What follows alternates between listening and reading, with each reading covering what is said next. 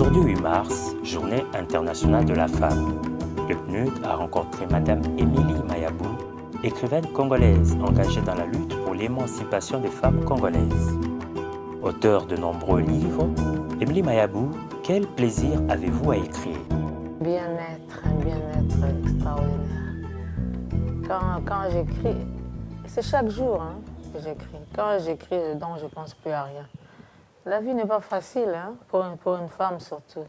On a toujours non seulement pour une femme, pour les hommes aussi. C'est-à-dire la vie, c'est un combat, si je peux dire. Alors, quand j'ai envie de me déstresser, j'écris. J'écris ou je lis. Je prends un livre ou j'écris. Le dernier ouvrage d'Émilie Mayabou s'intitule « Le jour de la femme », un roman qui déplore le sens détourné donné à la journée du 8 mars en République démocratique du Congo.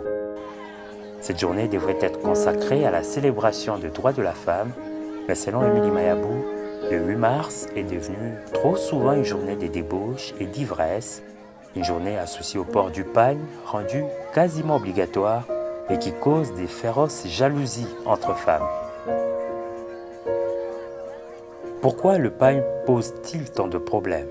Parce qu'au départ, le pagne était là pour véhiculer un message. Parce que sur le pagne, comme je porte un pagne, là, il y avait un message sur la femme. Voilà, la femme doit être ceci, la femme doit être cela. Donc c'était comme ça. Et ça véhiculait un message. Mais après, bon, les femmes, après, bon, on a commencé à vendre le pagne plus cher.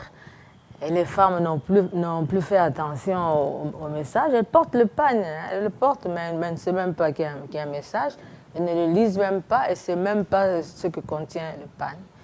Et à partir de là, bon, je crois que d'abord c'était les mamans qui portaient ce pagne. Après c'était les petites filles de 2 ans, les jeunes filles maintenant qui se mettaient aussi en pagne pour faire bien, je ne sais pas, mais bon, c'était devenu une mode.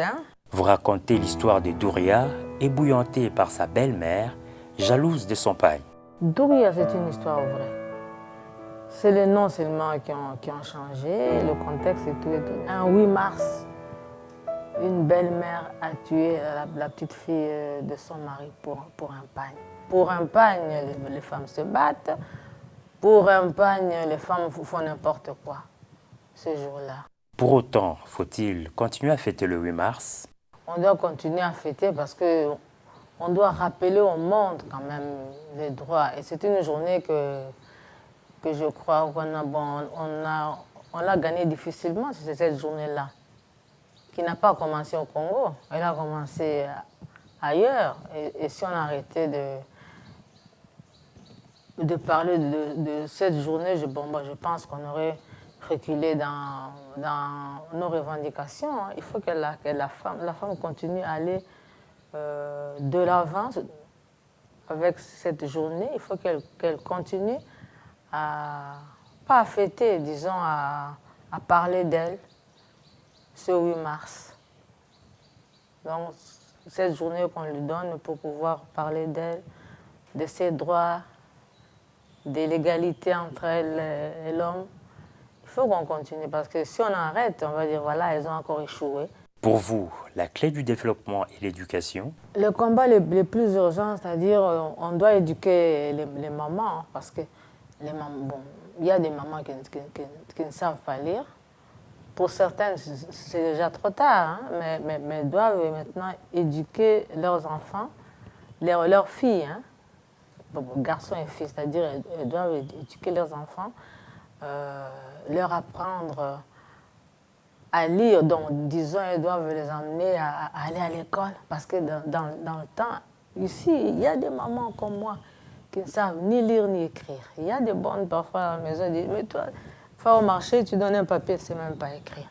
Alors, ce combat, notre combat, nous, c'est de faire en sorte que leurs enfants aillent à l'école pour pouvoir s'élever, parce que quand on sait lire et écrire, là, on s'élève. Pour elles, c'est peut-être trop tard de ce côté-là, mais pour nos enfants, il faut quand même essayer de les instruire, pour qu'elles puissent...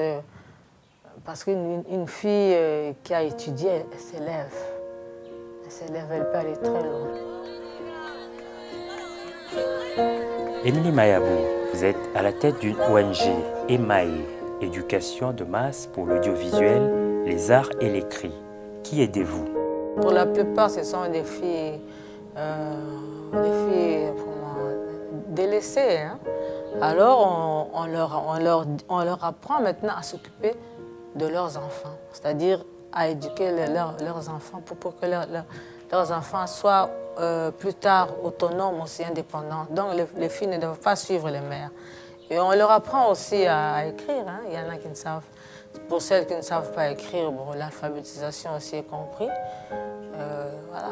On leur apprend à écrire, à s'occuper de leurs enfants, à être indépendantes, à vendre des arachides ou bien aller chercher du pain. Donc elles doivent s'occuper de leurs enfants seules, même si l'homme n'est pas là. Par exemple, parce qu'il y a beaucoup qui sont abandonnés par l'homme. Hein. Il est en grosse et s'en va. Alors là, tu dois apprendre seul à te prendre en charge et pour t'occuper de ton enfant. C'est ainsi que l'ONG est dans un hôpital. On leur donne du travail. Des fois, on leur donne les moyens de commencer quelque chose. Hein. Oui. On leur donne le moyen, toi, prends cet argent, ça va t'aider pour commencer un petit commerce. D'après vous, la situation de la femme congolaise a-t-elle progressé? Aujourd'hui, au Congo, je peux dire que les femmes se prennent en charge. Quand vous allez dans les marchés, dans le temps, quand on allait dans les marchés, on voyait surtout les hommes qui vendaient. Mais aujourd'hui, les femmes sont là, elles vendent. C'est-à-dire qu'elles ont quand même un peu évolué. Parce que quand le mari, actuellement, beaucoup de maris n'ont pas de boulot. Alors, c'est la femme qui les prend en charge. Elle vend, elle fait des petites choses, elle fait la culture. Donc la situation de la femme a quand même un peu évolué. La femme rurale, la pauvre, c'est-à-dire la miséreuse, sa situation a quand même un peu évolué. Et puis, de ce côté-là. De l'autre côté, les femmes qui ont étudié, elles ont quand même, maintenant elles sont là. Hein.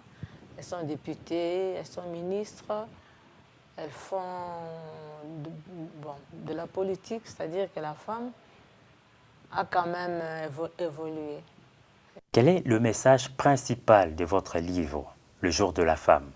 Par rapport à la journée de la femme, moi je voudrais dire aux femmes de continuer à se battre pour la parité, pour l'égalité,